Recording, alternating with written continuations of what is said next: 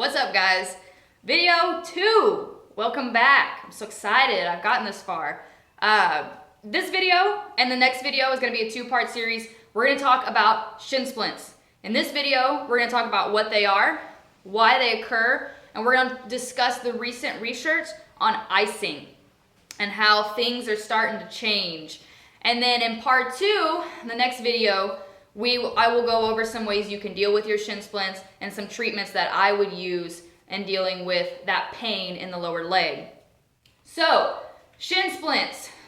Shin splints are a broad definition of pain just in the anterior portion of a leg. And there's a lot of reasons they can happen, and there's a lot of explanations for the pain. So, the first one, and probably a common one, is inflammation, fluid entrapment, and swelling. Fluid entrapment is not a good thing, and it's very common in the leg because, one, you're dealing with gravity, right? Gravity, your body has to fight gravity to get blood back up to the heart from the lower leg. You also have a relatively high amount of connective tissue in your lower leg because our lower legs hold us up when we're standing, and there's not a whole lot of muscle, so in order to maintain structure and function, there's just a high amount of connective tissue and fascia in the lower leg between the two joints of the ankle and the knee. So you can have fluid get stuck in that area, and that's not a good thing. If it gets severe enough, what you'll deal with is probably compartment syndrome, in which fluid is trapped in the interior compartment of your lower leg. And that absolutely sucks because the only way you can deal with it truly is to cut you open and relieve the pain via decompression and getting the fluid to drain. So if you are dealing with fluid entrapment, I would always suggest going and see a doctor because you do not want to deal with compartment syndrome because it's very painful, and the only way to really relieve it is drainage. Now, you can also, when you're dealing with shin splints, it could be stress fractures to the bone just via the repeated impacts, most common in runners who run a high volume, high amount, and run repeatedly or on a daily basis. You can also have microtrauma, which is the equivalent to stress fractures, but it affects the muscle, the tendon sheath, or the tendon itself. And it's kind of the same thing as stress fractures, but to the soft tissue, not to the bone. And then you can also have inflammation of the periosteum, which is kind of similar to stress fractures, but we're dealing now with inflammation sitting on top of the bone, which can be very painful as well. Now, why do shin splints occur? So, there's a couple explanations. The first one is overpronation. Overpronation of the feet. So if this is a normal foot, this is the arch of my foot. Overpronation would be flattened arches and even the foot turning in a little bit. That would be overpronation.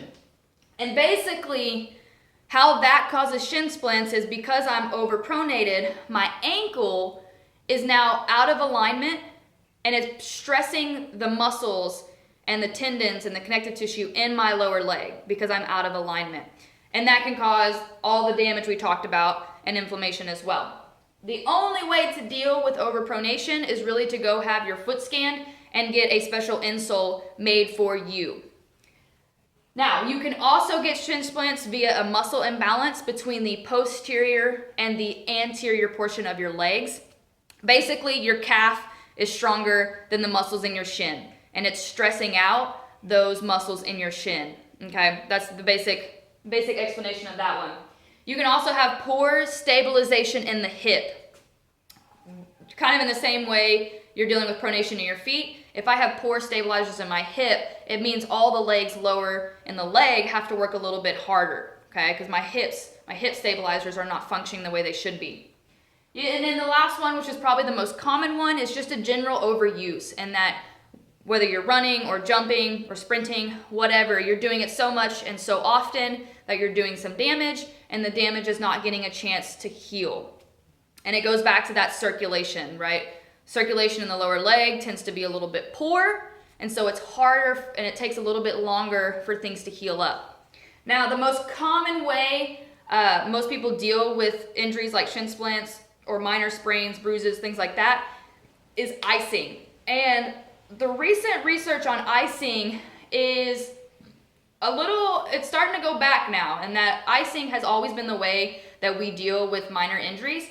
And now research is starting to suggest that that's actually probably not the way you should be going about it.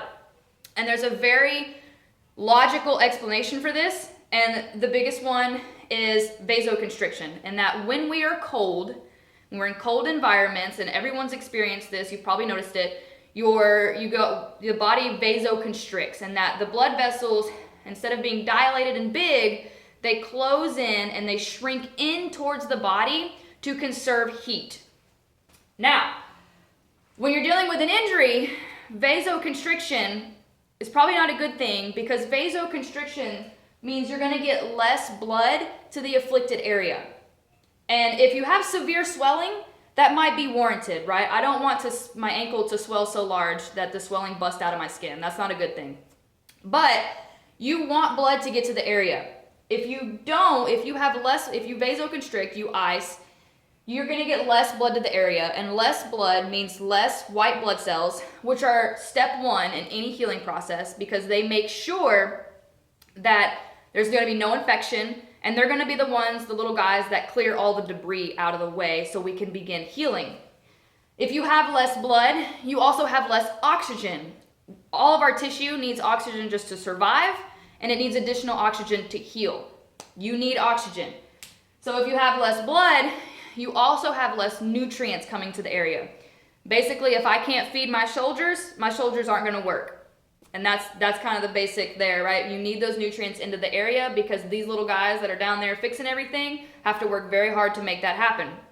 And then the last one is probably the most important one. If you have less blood to the area, you're not getting as much blood down there, you're going to have less collagen and fibrin to the area. And those are the guys that are the building blocks. They're going to help repair whatever damage has been done. So, in essence, if you are icing and you're slowing down your blood flow, you're not getting as much of all of these things we just talked about, you're going to have an actual slower healing time. And that's going to take longer for you to heal, because you're restricting blood flow now. So, I'm going to include some links in the description of the recent research that's going to be talking about icing. That way you can read it and you can make a decision for yourself whether icing is worth it or not. There are many other ways to deal with minor injuries, and in part 2, the next video I make, I'm going to show you some ways to deal with shin splints that does not include icing. So look out for that video. Thank you guys for watching. I love all of you. I hope you look forward to my next videos, and where I'll show you a few tricks and things to help you guys out. So tag anyone who needs to see this video, especially runners. And always leave me questions. If you have questions, I would love to talk about things. Just let me know. I think that's all I got. Whew, kind of winded. Thank you guys. See you guys soon. Hope to hear from you. Peace.